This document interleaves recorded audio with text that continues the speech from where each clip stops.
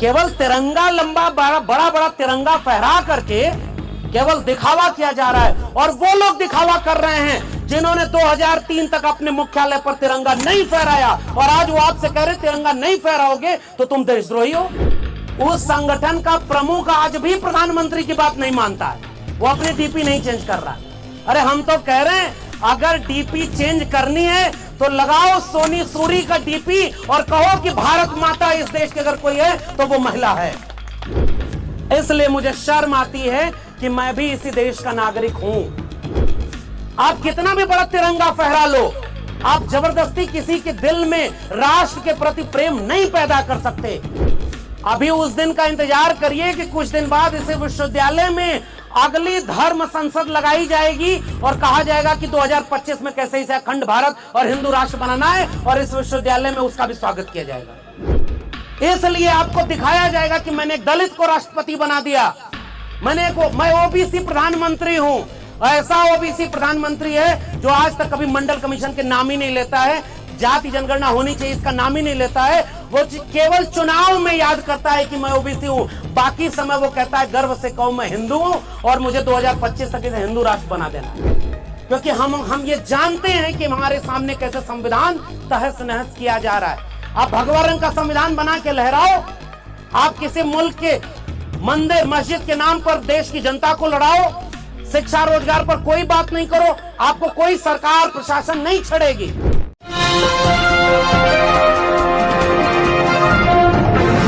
आज मुझे ये कविता किसी एक व्यक्ति के ऊपर लिखी जाने की बजाय देश के एक प्रतिष्ठित विश्वविद्यालय, केंद्रीय विश्वविद्यालय, देश की राजधानी के एक बड़े विश्वविद्यालय के परिसर में, ऐसे देश के एक भूगोल के उपेक्षित कर दिए गए हिस्से, वहां से चल करके जो लोग हमारे बीच में बैठे हैं, मैं एक ऐसे भारत की कल्पना करता और उस पर गर्व करता कि इन लोगों को भी ऐसे विश्वविद्यालयों में पढ़ने का मौका मिला होता, या उस बच्चे को पढ़ने का मौका मिला होता जो कनरम सुरेश है, जिसे आज यहां पर केवल यह पहचान बताने के लिए आना पड़ रहा है कि जिन्होंने मेरी उंगलियां काटी हैं वो गुनहगार नहीं है। और इस सभा में आकर के मुझे लगता है कि एक विश्वविद्यालय होने का मतलब सार्थक हो रहा है जब वहां यह सवाल उठाया जा रहा है कि यह देश किसका है, कौन है इसके नागरिक। और वो लोग यहां पर बैठे हुए हैं जो शायद एक झंडा, एक निशान, एक विचारधारा, एक रंग में पूरे भारत को रंगना चाहते हैं, उनके सामने चुनौती है। और वो आपसे एक सवाल पूछ रहे हैं कि ये भारत हमारा कितना है। मुझे भी गर्व होता है बतौर नागरिक कि आजादी के अमृत महोत्सव मनाए जाने के दौरान इस बात को अब सरकारें आपके सामने कह रही हैं कि आप गर्व करिए कि आप भारत के नागरिक हैं, आप गर्व से तिरंगा फहराइए। जी हां, मुझे गर्व होता है कि हम भारत के नागरिक हैं। इसके लिए किसी सरकार से न तो सर्टिफिकेट की जरूरत है और न किसी सरकार या पार्टी के नेताओं से उस दिशा निर्देश की जरूरत है कि मैं कैसे गर्व करूं। लेकिन इस सभा में, इस आम सभा में खड़े होकर मुझे ऐसा लगता है कि मुझे शर्म आती है कि मैं एक ऐसे देश का नागरिक हूं जहां जुल्म और ज्यादती उस देश को चलाने वाले सत्ता में बैठे निजाम करते हैं और उन्हें कोई सजा नहीं मिलती। मुझे शर्म है इस बात की कि एक राष्ट्र बनने की प्रक्रिया में आपके ऊपर जिम्मेदारी थी कि इस राष्ट्र में जो लोग जुल्म और ज्यादती कर रहे हैं उनसे रक्षा करने के लिए पुलिस और सेना होगी। मगर मुझे शर्म आती है कि यहां वो लोग इस देश के नागरिक बैठे हुए हैं जिनका आरोप है कि उनके ऊपर जुल्म और ज्यादती इस मुल्क की सेना और पुलिस कर रही है। मुझे शर्म आती है इस बात पर कि वो जो सब कुछ दिन के उजाले में होता है उसके बाद भी इस मुल्क के हुक्मरान छोड़िए, आंख पर पट्टी बांध करके एक प्रतीक है ना कि तराजू हाथ में है न्यायपालिका के, जो न्याय करेगी, उस न्याय की कुर्सी पर बैठे हुए लोगों को भी ये नहीं लगता कि ये जुल्म और ज्यादती किसके ऊपर हुई है और किसने किया है। फिर मुझे याद आता है कि ये कोई नया तो नहीं है। आजादी के अमृत महोत्सव मनाए जाने के 75 वर्षों के बीच भी इसे मुल्क में लक्ष्मणपुर बाथे भी हुआ, जिसके सारे आरोपियों को बरी कर दिया गया। वहां दलितों की बस्तियां जला दी गईं, लेकिन गुनहगार कोई नहीं है। ऐसे मुल्क में शंकर बिगहा हुआ, बेलछी हुआ, नेल्ली का नरसंहार हुआ, कौन जेल में है? वैसे ही बस्तर हो रहा है, वैसे ही गोमपाड़ा के लोग आए हुए हैं और वे भी वही सवाल पूछ रहे हैं कि वो जो 17 लोग मारे गए वो किसकी गोलियों से मारे गए, किसने उन्हें मारा है? और तो और जिन्होंने उस बात के लिए न्याय की उम्मीद की, वही सबसे बड़े गुनहगार बना दिए गए। यानी अब आप न्याय मांगेंगे तो सबसे बड़े गुनहगार आप हैं। इसलिए मुझे शर्म आती है कि मैं भी इसी देश का नागरिक हूं, और चूंकि मैं एक जिम्मेदार नागरिक होना चाहता हूं, इसलिए मैं ये अफसोस के साथ, शर्म के साथ कह रहा हूं कि जी हां, इसी भारत के उस इलाके में ये सब हो रहा है जहां आप कभी भारत के नक्शे को अगर बनाएं। हम लोग भी अभी सरोजगिरी बोल रहे थे कि जो सबसे बड़ा इम्तिहान आज भी इस देश में माना जाता है, हम लोग जिस इलाके से आते हैं वहां तो पैदा होते ही लड़कों को कहा जाता है जाओ IAS IPS बनो, सबसे बड़ी नौकरी है।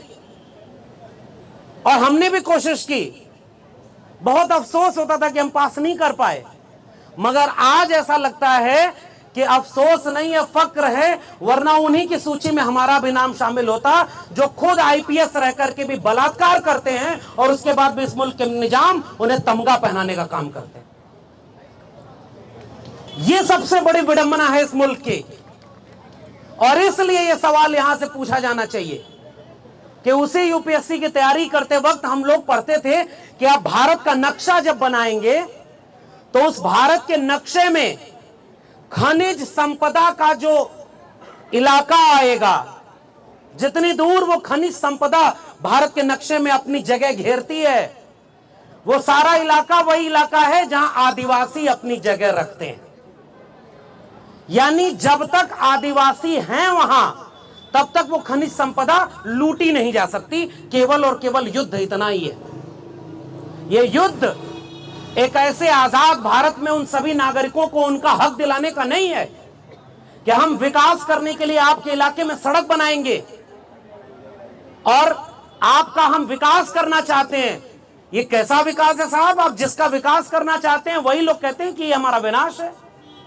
आप किसानों का विकास करना चाह रहे थे, किसान सड़क पर बैठ गए, 713 से ज्यादा किसानों की शहादत होनी पड़ी। उन्होंने कहा जो विकास आप हमारा करना चाहते हैं वो विकास नहीं चाहिए, किसानों को चाहिए ही नहीं, आप उनका जबरदस्ती विकास कर रहे हैं। जैसे हम इसे विश्वविद्यालय परिसर में हैं और यहां एक नई शिक्षा नीति लागू कर दी गई है कि आजादी का अमृत महोत्सव मनाने के दरमियान अब एक नई शिक्षा नीति लागू होगी जो छात्रों, शोधार्थियों और शिक्षकों के जीवन में क्रांतिकारी बदलाव लाएगी। और छात्र, शिक्षक जागरूक, वो कह रहे हैं कि भाई ये हमें नई शिक्षा नीति नहीं चाहिए, ये हमारा विकास नहीं, विनाश करने वाली शिक्षा नीति है। कैसा विकास आप करते हैं? और वैसा ही विकास आप कर रहे हैं आदिवासियों के ऊपर कि हम तो सड़क बनाना चाहते हैं। साहब एक बार पूछो तो सही कि आदिवासी मांग क्या रहे हैं। और ये देखिए, जैसे शिक्षकों में भी बहुत सारे शिक्षक प्रोफेसर यहाँ ऐसे हैं ना, जो यहाँ अखंड भारत कैसे बनाया जाए इसका सेमिनार करेंगे, उसके लिए विश्वविद्यालय परिसर में छूट है। और इसी जगह पर अगर इस तरह का कार्यक्रम किया जाएगा तो पुलिस प्रशासन, विश्वविद्यालय वो आपसे कहेगा कि ये विश्वविद्यालय में नहीं हो सकता। अभी उस दिन का इंतजार करिए कि कुछ दिन बाद इसे विश्वविद्यालय में अगली धर्म संसद लगाई जाएगी और कहा जाएगा कि 2025 में कैसे इसे अखंड भारत और हिंदू राष्ट्र बनाना है और इस विश्वविद्यालय में उसका भी स्वागत किया जाएगा। इसलिए यहां पर खड़े होकर के मैं ये सवाल पूछता हूं कि जो खनिज संपदा जितनी जगह उस भारत के नक्शे में घेरती है, उतनी जगह तो आदिवासी भी घेरते हैं, और आपका विकास केवल इतना है कि उस जल जंगल जमीन को उनसे छीन लो। उसके लिए भले आदिवासियों को गोली मारनी पड़े, बलात्कार करना पड़े, उनकी बस्तियों को जला देना पड़े, वो सब जायज है। कैसे इस बात पर गर्व कर ले कोई भारत का नागरिक? केवल तिरंगा लंबा बड़ा बड़ा तिरंगा फहरा करके केवल दिखावा किया जा रहा है। और वो लोग दिखावा कर रहे हैं जिन्होंने 2003 तक अपने मुख्यालय पर तिरंगा नहीं फहराया, और आज वो आपसे कह रहे तिरंगा नहीं फहराओगे तो तुम देशद्रोही हो। उस संगठन का प्रमुख आज भी प्रधानमंत्री की बात नहीं मानता है, वो अपनी डीपी नहीं चेंज कर रहा। अरे हम तो कह रहे हैं अगर डीपी चेंज करनी है तो लगाओ सोनी सूरी का डीपी और कहो कि भारत माता इस देश की अगर कोई है तो वो महिला है। और इसलिए सोनी सूरी की उस बात से मैं अपनी बात जोड़ता हूं, जो किस्सा उन्होंने उस आदिवासी महिला का सुनाया। आप इस बात पर चिंतित नहीं होंगे तो फिर किस बात के आप भारत के नागरिक हैं? वो सवाल पूछिए कि उसने माओवादी एक तरफ, पुलिस प्रशासन एक तरफ, और उनके बीच में वो तिरंगा लहरा रही थी कि हम काला झंडा नहीं फहराएंगे, हम तिरंगा फहराएंगे। वो एक भरोसे का नाम था ना, वो तिरंगे के प्रति भरोसा था, वो भारत के संविधान पर भरोसा था। मुझे अफसोस है उसी महिला ने, जब सोनी सूरी ने ये बात बताई कि कुछ दिनों बाद उन्होंने वो तिरंगा उसे लौटाते हुए कहा कि ये तिरंगा तुम रख लो, ये तिरंगा हमारी लाज की रक्षा, हमारे हक हुकूक से हमारी सुरक्षा नहीं कर सकता, फिर ये तिरंगा हमारे किस काम का? मैं आखिरी बात कहता हूं, हम सब एक पहचान लेकर पैदा हुए हैं। जैसे मेरी पहचान एक पुरुष होना है, मेरी पहचान एक ओबीसी समाज से आने वाले का है, मेरी पहचान गांव में रहने वाले एक ऐसे लड़के की है कि जो गाय भैंस चराता था, लेकिन उसको इतना मौका मिल गया कि वो 2-3 विश्वविद्यालयों में पढ़ने के बाद एक विश्वविद्यालय में भले ही ठेके पर सही लेकिन प्रोफेसर तो बन गया। ये मेरी पहचान है। मगर जब मैं अपनी पहचान बदल कर सोचना चाहता हूं और मैं ये सवाल पूछता हूं कि अगर मैं आदिवासी इलाके से होता, या मेरी मां के साथ, मेरी बहन के साथ, मेरे भाई के साथ, ये जो के सुरेश ये लड़का बैठा है, कभी मनोविज्ञान पढ़िएगा साहब। उस बच्चे को केवल आज ये घूम घूम कर दिल्ली में हिमांशु कुमार जी पोस्ट लिखते हुए अफसोस कर रहे थे, और आज भी यहां बोलते हुए सोनी सूरी भी अफसोस कर रही थी। कभी सोचिए इस बच्चे के मनोविज्ञान पर क्या गुजर रही होगी, जिसे दिखाना पड़ता है कि मेरे हाथ की 3 उंगलियां मेरे बचपन में काट दी गई, और जिसने काटा वो बेगुनाह घूम रहा है, और जो हमारे लिए हक की लड़ाई लड़ा उस पर 5 लाख रुपए का जुर्माना लगा दिया गया। उस मनोविज्ञान को कभी आप समझ पाएंगे? आप कितना भी बड़ा तिरंगा फहरा लो, आप जबरदस्ती किसी के दिल में राष्ट्र के प्रति प्रेम नहीं पैदा कर सकते, क्योंकि राष्ट्र किसी की जबरदस्ती बनाने से बनता ही नहीं है। राष्ट्र साझा सुख और साझा दुख से बनता है। और आज इस मुल्क में उस कोने से आए हुए आदिवासी हमसे सवाल पूछ रहे हैं, भाई अगर हम इस मुल्क के बाशिंदे हैं, अगर मेरी पहचान आदिवासी नहीं है, तो क्या मुझे ये जुल्म और ज्यादती पता ही नहीं होगा? और अब मैं जबरदस्ती इनसे कहूंगा कि नाज करो इस हिंद पर कि तुम्हारा मुल्क है। ये लोग आज ये नहीं पूछेंगे कि जो हमारे हक की लड़ाई लड़ रहा है वो गुनहगार है, तो इस मुल्क पर कैसे मैं नाज करूं? वो साझा सुख और साझा दुख कहां गया? साझा सुख भले ही कम हो, राष्ट्र बन जाएगा अगर साझा दुखों का रिश्ता हमारा बन जाए। हम इनके दुख में अगर दुखी महसूस नहीं कर रहे तो माफ करिए साहब, हम इस मुल्क के बाशिंदे होने में कोई गर्व नहीं कर सकते। हम बस उस पहचान से आते हैं कि हम दिल्ली विश्वविद्यालय में हम यहां पर पहुंच गए, और अभी नई शिक्षा नीति लागू हो गई है। अब इस मुल्क के किसान, कमेरा जातियों के लोग, उनके बच्चे अब कभी इन विश्वविद्यालय में नहीं पहुंच पाएंगे। यह नया भारत बन रहा है। और देश की संसद में खड़े होकर इस देश का शिक्षा मंत्री कह रहा है कल कि देश के विश्वविद्यालयों को जरूरी नहीं है कि सरकार ही पैसा दे तभी चलेगी।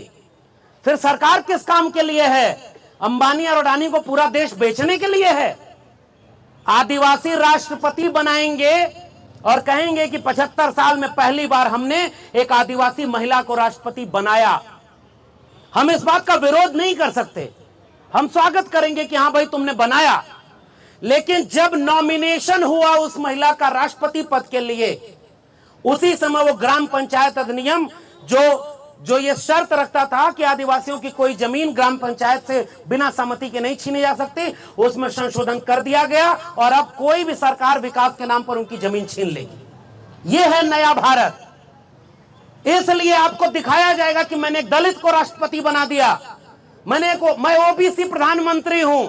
ऐसा ओबीसी प्रधानमंत्री है जो आज तक कभी मंडल कमीशन के नाम ही नहीं लेता है, जाति जनगणना होनी चाहिए इसका नाम ही नहीं लेता है।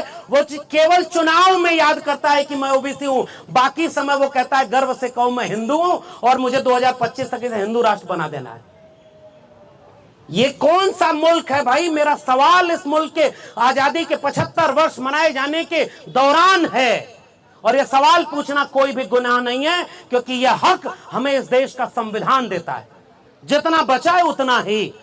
इसलिए मैं केवल यह सवाल पूछ करके वह सवाल करते हुए कि मुझे नहीं पता ये चंद लोग जो यहां पर खड़े हैं उनके बीच से सोनी सूरी या सुरेश या हिमांशु कुमार जो लड़ाई लड़ रहे हैं, या जो ये लोग यहां आए हुए हैं, कभी सोच कर देखिएगा जो बस्तर में हो रहा है क्या वो कश्मीर में नहीं हो रहा है? कौन सा मुल्क है फिर ये? कश्मीर का भारत कौन सा भारत है? नॉर्थ ईस्ट का भारत कौन सा भारत है? वहां पर इरोम शर्मिला जिसने आप सपा के खिलाफ इतनी लड़ाई लड़ी, क्या मिला अंत में उन्हें इस मुल्क में? केवल सेना, मिलिट्री, पुलिस। और पुलिस केवल इसलिए कि आप लोकतांत्रिक मूल्यों की आवाजों को केवल दबाएंगे। माफ करिए साहब, हम एक विश्वविद्यालय के छात्र हो सकते हैं, प्रोफेसर हो सकते हैं, हमारा पेट भरा हुआ है तो हम यहां खड़े हैं।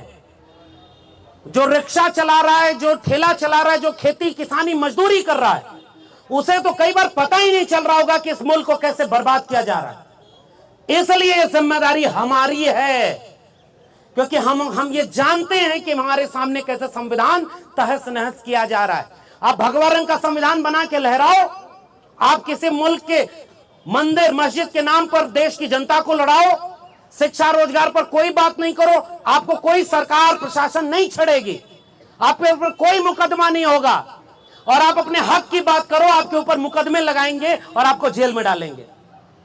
तो जेल तो हमारे लिए कहा जाता है ना कि दूसरा घर है। और मैं तो हिमांशु कुमार को सैल्यूट करता हूं जिन्होंने यह वादा किया कि मैं 5 लाख रुपए नहीं भरूंगा, तुम्हें जेल में ले जाना है तो जेल में ले जाओ। हक की लड़ाई में अगर ऐसे ही जेल जाना होता, जेल से डर लगती। अरे जेल से तो वो डरे जिनके पुरखे माफी मांगा करते थे कि जेल से निकाल दो, हमको पेंशन दे दो और हम जीवन भर तुम्हारी दलाली करेंगे। हम तो भगत सिंह को याद करते हैं जिसने अपने आखिरी पत्र में अपनी मां को लिखा कि मैं चाहता तो जिंदा रह सकता था, लेकिन मैं जिंदा नहीं रहना चाहता, क्योंकि अगर मैं शहादत दूंगा तो आने वाले वक्त में इस मुल्क की माएं अपने बच्चे को भगत सिंह बनाने का ख्वाब देखेंगे। इसलिए उस उम्र में उन्होंने कुर्बानी दी, उस भारत के लिए कुर्बानी दी जिसमें गोमपाड़ा के लोगों को न्याय नहीं मिलेगा। उस भारत के लिए भगत सिंह ने कुर्बानी दी जिसमें केवल हिंदू मुस्लिम का दंगा कराया जाए और आपका पलक पावड़े बिछाकर सम्मानित किया जाएगा। उस भारत के लिए उन लोगों ने शहादत दी जिसमें शिक्षा रोजगार पर कोई बात नहीं होगी। माफ करिए, मुझे उस भारत पर कोई गर्व नहीं होता, मुझे शर्म आती है कि मैं भी उस भारत का हिस्सा हूं, मगर हां, मैं उस भारत को बिरसा, फूले, अंबेडकर और पेरियार के सपनों का भारत बनाने के लिए लड़ूंगा। उस बात पर मुझे गर्व है कि हां, मेरे पास एक ऐसी विरासत है जो इस चीज के खिलाफ ऊर्जा देती है, ताकत देती है। और इसलिए मैं जाते जाते एक कविता और पढ़ना चाहता हूं। यह कविता निर्मला पुतुल की है, बिटिया मुर्मू के लिए। उठो कि अपने अंधेरे के खिलाफ उठो, उठो अपने पीछे चल रही साजिश के खिलाफ, उठो कि तुम जहां हो वहां से उठो, जैसे तूफान से बवंडर उठता है, उठती है जैसे राख में दबी चिंगारी। देखो अपनी बस्ती के सीमांत पर जहां धराशायी हो गए हैं पेड़, कुल्हाड़ियों के सामने असहाय रोज नंगी होती बस्तियां एक रोज मांगेंगे तुमसे तुम्हारी खामोशी का जवाब। देखो बस्ती के सीमांत पर जहां धराशायी हो रहे हैं पेड़, कुल्हाड़ियों के सामने असहाय रोज नंगी होती बस्तियां एक रोज मांगेंगे तुमसे तुम्हारी खामोशी का जवाब। सोचो तुम्हारे पसीने से पुष्ट हुए दाने एक दिन लौटते हैं तुम्हारे मुंह चढ़ाते तुम्हारी ही बस्ती की दुकानों पर। कैसा लगता है तुम्हें जब तुम्हारी ही चीजें तुम्हारी पहुंच से दूर होती हुई दिखती हैं? इन सदियों का क्या है, आएंगी जाएंगी। इन सदियों का क्या है, आएंगी जाएंगी। क्या अब भी विश्वास करने लायक बचा है यह समय? तुम्हारे विश्वास की जड़ें आखिर कितनी गहरी हैं? समय के द्वारा लगातार कुतरे जाने के बावजूद क्या वे पाताल में गई हैं?